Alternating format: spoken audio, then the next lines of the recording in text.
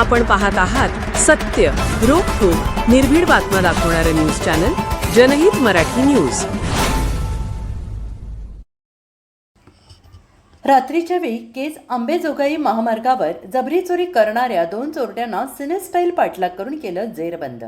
पोलिसांच्या दबंग कारवाईमुळे केज पोलिसांचं कौतुक।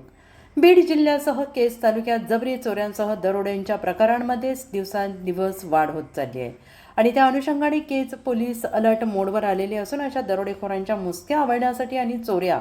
आणि दरोडे अशा प्रकरणाला आळा घालण्यासाठी केज पोलिसांनी धडक मोहीम उघडली आहे। त्यामुळे अशा आरोपींची कुठल्याही प्रकारची गय केली जाणार नाही असे यावरून स्पष्ट दिसून येत आहे। अशाच प्रकारची घटना ही दिनांक 13 जून 2026 रोजी शनिवारी रात्री 11 वाजण्याच्या दरम्यान केज अंबाजोगाई महामार्गावर रात्रीच्या वेळी जबरी चोरी करणाऱ्या 2 चोरट्यांचा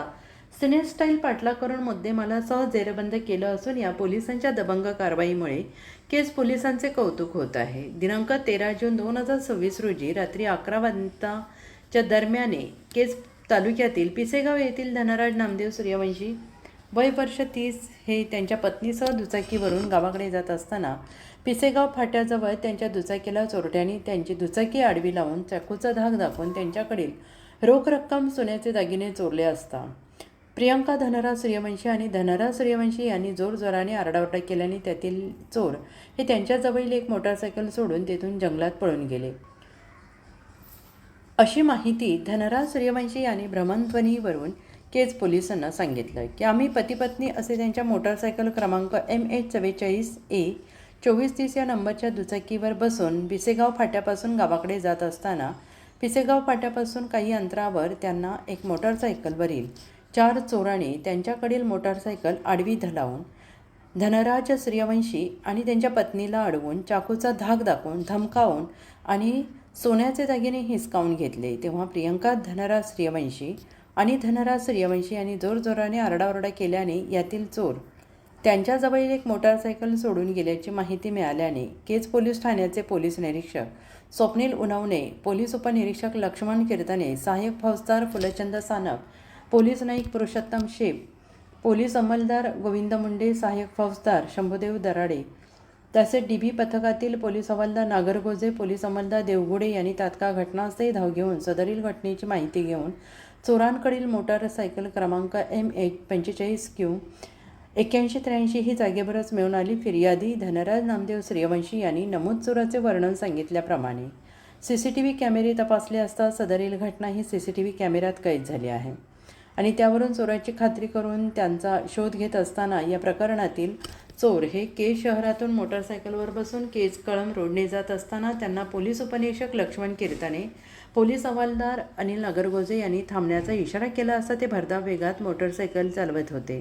तेव्हा त्यांचा पोलीस उपनिरीक्षक लक्ष्मण कीर्तने आणि पोलीस हवालदार अनिल नागरगोजे यांनी चोराचा सिनेस्टाईल पाठलाग केला। नमूद आरोपी यांनी हॉटेल संतोष पॅलेस समोर मोटारसायकल क्रमांक MH44 3576 हे सोडून पळून जात असताना त्यांचा पाठलाग करून त्यापैकी 2 आरोपी यांना पकडले। त्यांना अधिक चौकशी करून विचारलं असता त्यांनी शेषराव हिम्मत शिंदे वय वर्ष 50 राहणार मोहा तालुका कळंब जिल्हा धाराशिव,